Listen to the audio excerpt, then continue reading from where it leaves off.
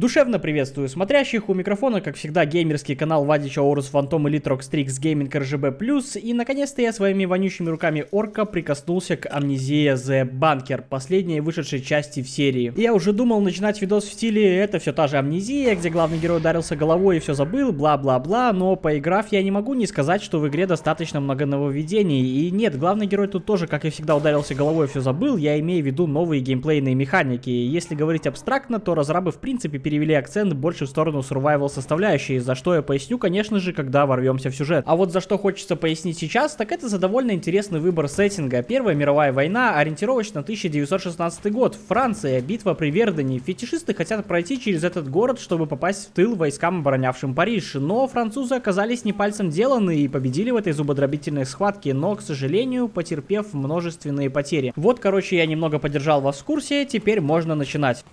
Игра встречает нас довольно бодрым началом. Наш главный герой по имени Анри Клемник, боец французского легиона, запрыгивает в окопы, и атмосфера вокруг намекает, что битва в самом разгаре. Французы что-то картавят там на своем языке, а фетишисты кричат что-то на немецком по типу «Шнеля, шнеля, эрлипт аниме». Под все эти крики Анри вырывается в бой, но это не проблема. Я с пацанами каждый день перестреливаюсь в подъезде, а ему меня на уровне, так что Анри повезло, что сегодня я за него играю. Вообще, вся эта потасовка представляет собой обучение, где показывают, как пользоваться Валерой, как правильно кидать гранаты, как следить за своим здоровьем и, конечно же, крафтить, как в Майнкрафте. Но, несмотря на это, главной функцией пролога является предыстория нашего протагониста, ведь в первую очередь нам показывают, как он активно участвовал в боевых действиях, по итогу которых фетишисты запустили в окопы газовую атаку на мой FPS, и как раз вовремя подоспел наш лучший кореш и брат по оружию Августин! Августин! Звать его Августин Ламбер, и он выручил нас противогазом, после чего корпорации Frictional Games было впадлу рисовать события, и нас радует просто заблюренным экраном. За ним слышна игра в кости и голос расстроенного Августина, что он сегодня отправляется в патрули. Это значит, что после битвы прошло некоторое время, и если совсем чуть-чуть, вот прям на полшишечки перепрыгнуть события, то выясняется, что офицеры хотели отправить в разведку Анри или Августина. Но поскольку пойти должен был кто-то один, Анри предложил решить этот вопрос игрой в кости, потому что благодаря своему ловкому язычку и рукам он мог жульничеством отправить Августина в эту разведку, тем самым отомстив ему за все подъебы с переворотами, в особенности за то, что Августин ему во фляжку однажды помочился. Ух уж эти дружеские подколы. А знаете, ставьте лайк, если тоже любите писать лучшему другу в стакан, посмотрим сколько нас. Так, о чем это я? По итогу Августин пошел в разведку, но спустя положенное время не вернулся. Анри начал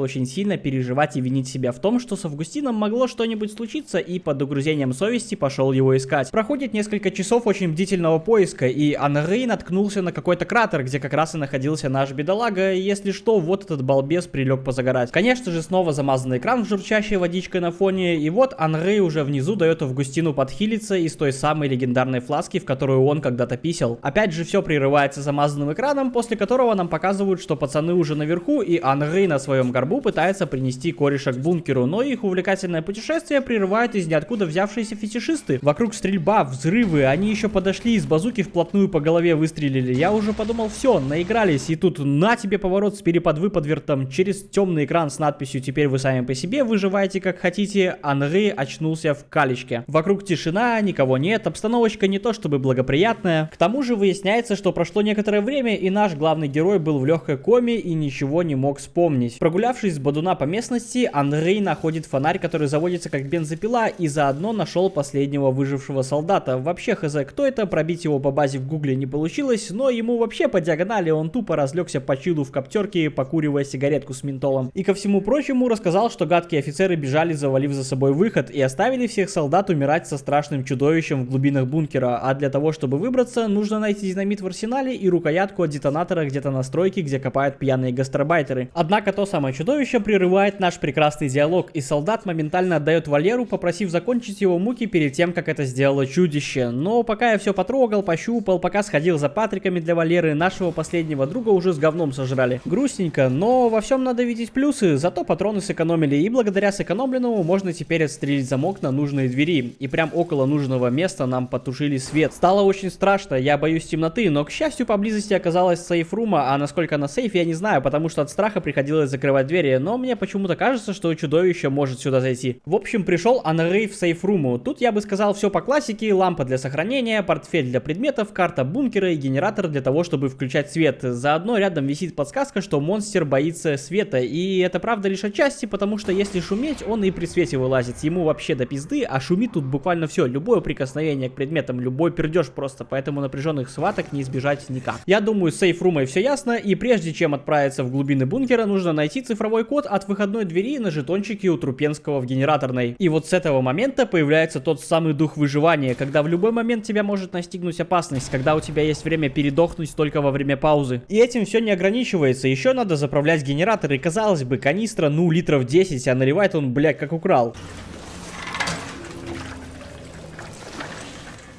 К тому же, во время изучения узкостей бункера нельзя забывать периодически поглядывать на таймер, чтобы случайно не попасть в просак и свет не выключился, когда ты находишься в другом конце бункера. А для того, чтобы выигрывать себе время, надо в придачу контролить и выключать лишний свет. И вишенкой на торте выступает симуляторная перезарядка Валеры, которая помогает довольно быстро решать проблемные вопросы. Лично я считаю, что все это помогает больше влиться в атмосферу и чувствовать себя не таким бессмертным, готовясь к каждой вылазке. Это все, конечно, интересно, но надо и объяснить, что вообще нужно делать. И для начала хочу напомнить, что главная задача найти взрывчатку и детонатор, чтобы освободить проход и выбраться наружу. Но помимо этого игра ставит перед нами вопрос, откуда взялось чудовище. Но чтобы получить все ответы, надо открывать личные шкафчики солдат, где находятся сюжетные предметы и просто полезные предметы. Ну, кроме противогаза, который из себя представляет просто пакет из пятерочки с линзами. Я, конечно, не эксперт, но мне кажется, не хватает фильтра хотя бы. Я уже молчу, что он не резиновый и вряд ли будет плотно сидеть на голове. Так что он будет эффективен максимум против пердежа товарищей по казарме, и то я не уверен. Ну а если говорить серьезно, то у меня возникла только одна ситуация, когда он мог пригодиться, но я справился и без него. Надеюсь, вам понравились мои охуительные истории про противогаз. Одна история охуительней другой просто.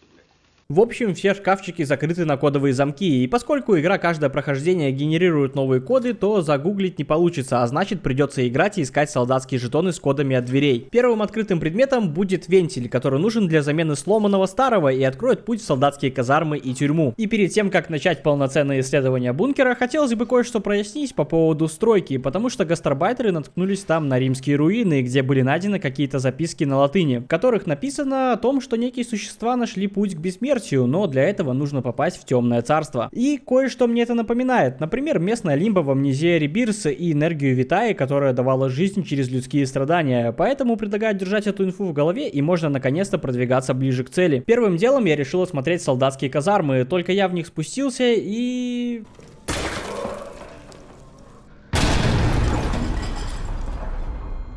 Ну, я решил, что все-таки лучше сразу сходить в тюрьму. И знаете, не прогадал, нашел там военнопленного вместе с моими маникюрными ножницами, которые как раз нужны для того, чтобы разрубать цепи. И есть одно но. Открыть его палату можно только с пульта в кабинете смотрителя, а попасть туда можно только открутив вентиляционную решетку. Получается, надо искать гаечный ключ, но для этого надо отправляться в мастерскую. Кстати, что хочется подметить, генерация ресурсов в игре тоже рандомная и меняется с каждой новой игрой. Так вот, игра люто меня заскамила на гранаты и приходилось искать кирпичи, чтобы разбивать двери, а это очень ценное время. Генератор же меня не ждет, пока я хуйней занимаюсь, а вот зато аптечек дали на целый батальон. Но все же рано или поздно я нашел свою первую грену, так что потратить ее надо с умом.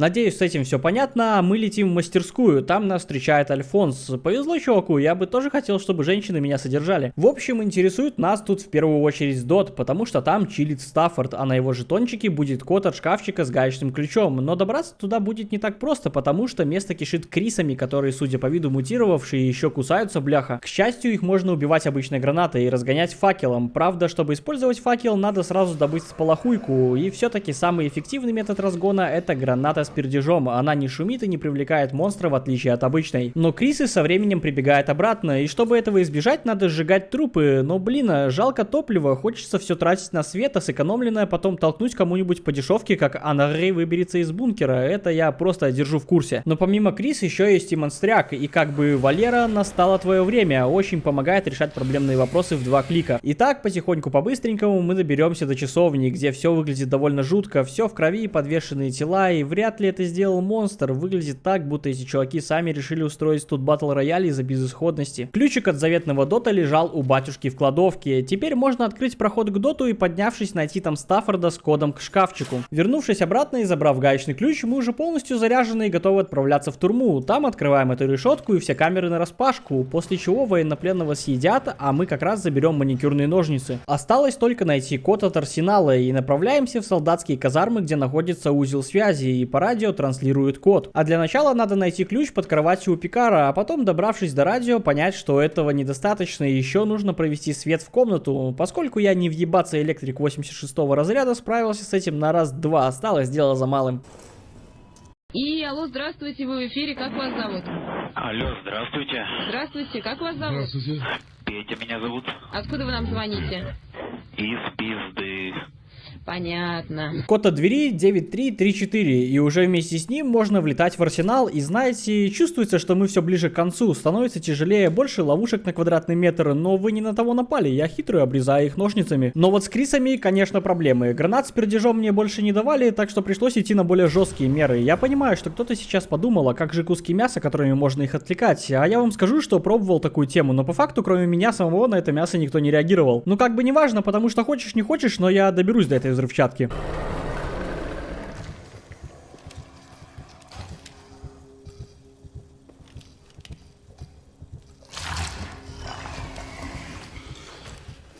Я уже заебал эти хорроры настолько, что монстры просто не хотят играть со мной. Вот вам кажется шутка, а обидно на самом деле. Но унывать еще рано, так как детонатор до сих пор скучает по мне в одиночестве в римских руинах. И чтобы попасть туда, требуется для начала отсосать воду, а через освободившийся туннельчик Анрей доползает до еще одной сейф-лампы. И рядышком выдолблен проход в те самые руины. Побродив немного внутри, можно увидеть небольшое сходство с местным лимбо в Амнезия Ребирс, так как вокруг достаточно много таких же кристаллов и также нихуя не видно в зеленом тумане. А из интересного по информации могу рассказать, что когда солдаты исследовали это место, они ловили галюны. Анрей, кстати, тоже будет их ловить. Так вот, однажды группа солдат так испугалась, что все сразу вылетели как пробка оттуда и затопили проход в руины. Но один солдат по фамилии Тусен отстал от группы и, получается, остался там и выколол себе глаза. С ним, кстати, и придется столкнуться по дороге к детонатору.